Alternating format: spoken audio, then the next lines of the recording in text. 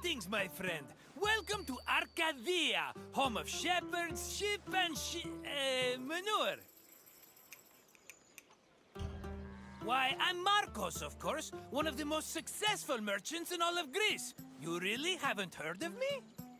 My name is known from Kefalonia to Kos. If you've ever paid money for something, I probably received a percentage. But enough about me. Let's go back to what you're doing here. I recently made an offer to buy some nearby farmland. Unfortunately, the owner refused, based on completely unsubstantiated rumors that I once burned down 3 farms in Kos. Can you believe it? I've never burned down a farm in my life. I may have once paid someone else to do so, but I assure you, my reasons were entirely acceptable and in the best interest of everyone involved. Arcadia was well known for its sublime natural vistas. Farmers and shepherds were seduced by its beauty, and it's easy to see why. I have to leave for now, but I'll meet you again when you finish your visit. Until then, my friend!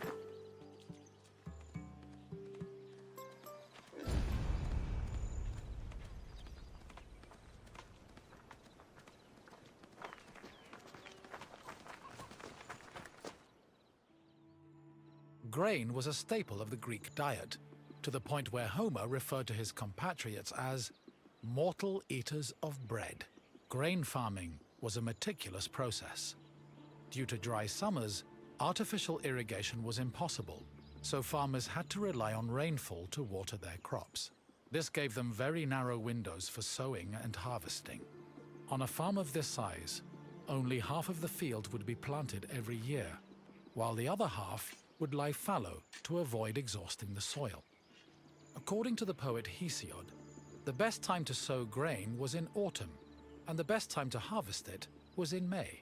Fortunately, if farmers missed their opportunity, they also had a chance to plant millet in the spring.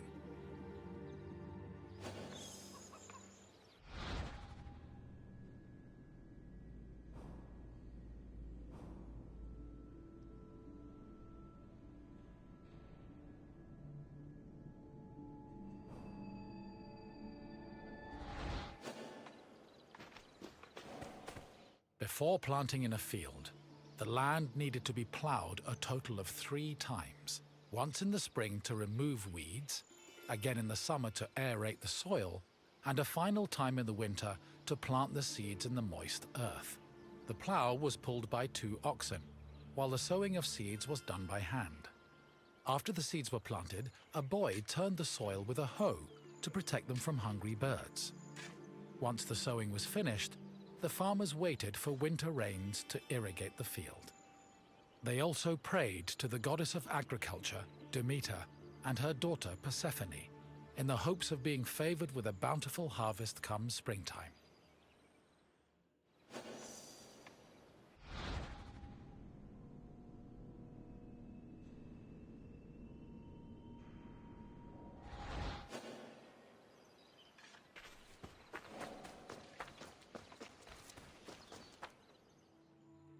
Grain was harvested in the spring using a curved knife called a sickle. With their backs to the wind, the reapers cut the plant stalks and left the sheaves behind before moving through the rest of the crop. Once the harvest was mowed, the sheaves were brought to the threshing floor.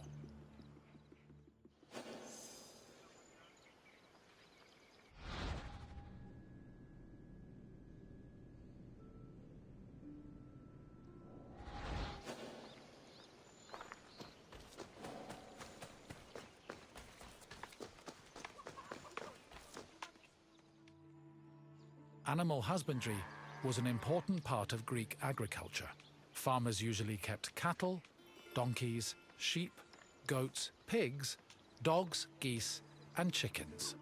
The animals mostly fed in pastures, but could also eat some of the farm's harvested grain, as well as damaged fruit and residue from olive oil and wine production.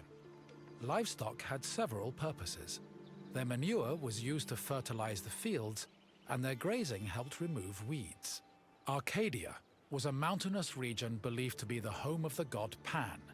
so farmers were more likely to keep sheep and goats than cattle.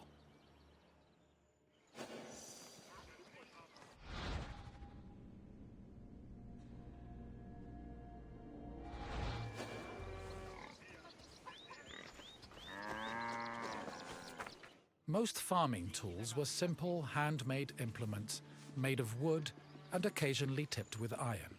The most complicated tool was the plough, which was made up of several parts, including a beam, a drawbar, and a yoke. A two-pronged hoe, meanwhile, was used for tilling soil, and farmers also had tools for digging and weeding.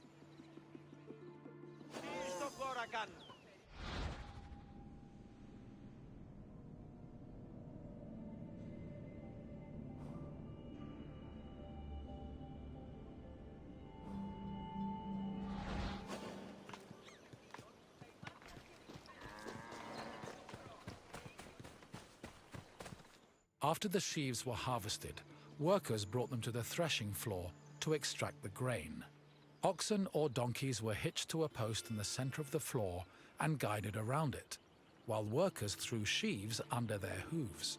The animals, stomping, forced the grain kernels out of their casings. Afterwards, the kernels were collected for the winnowing process. Winnowing helped separate the heavier grain seeds from the chaff.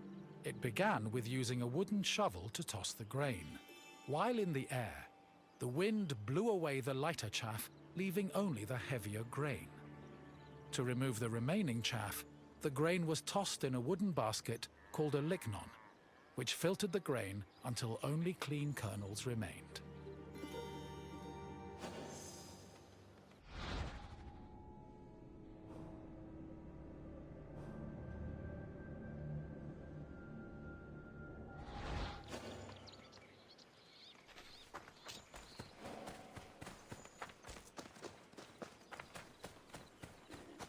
Barley, which was used to make flour, was different from other types of grain.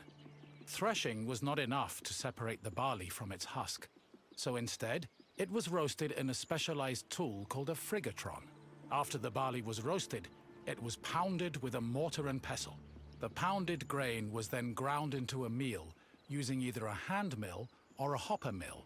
Grinding was boring work, so workers often lightened the mood with a mill song. Once the barley was completely ground, it was sieved using a wicker basket called a koskinon, making it ready for use.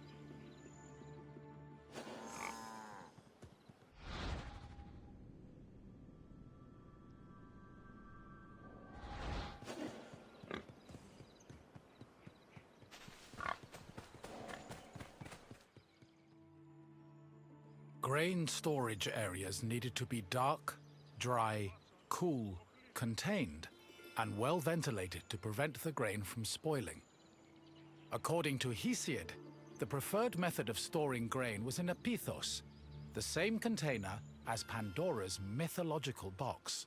Archaeological evidence suggests that Greeks may have also stored grain in small, walled structures woven from branches. Farms generally needed to store enough grain to sustain themselves for the year and seed corn for the next. Any surplus was either stored for a lean year or sold to markets for profit.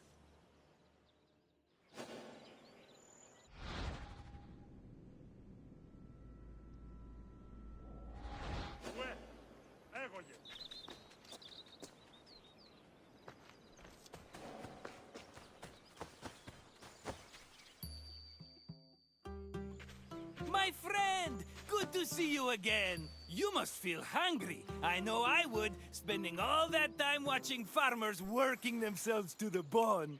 Now, what else can I do for you? If you say so, let's get started. According to Hesiodos, what was the best month to start harvesting grain?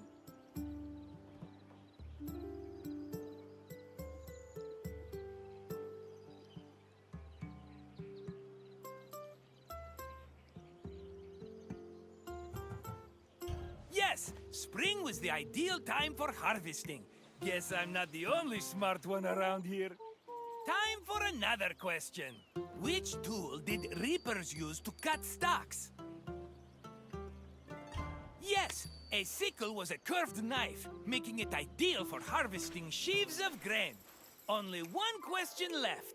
Arcadia was believed to be the home of which god? Correct! Pan supposedly called the mountainous region his home.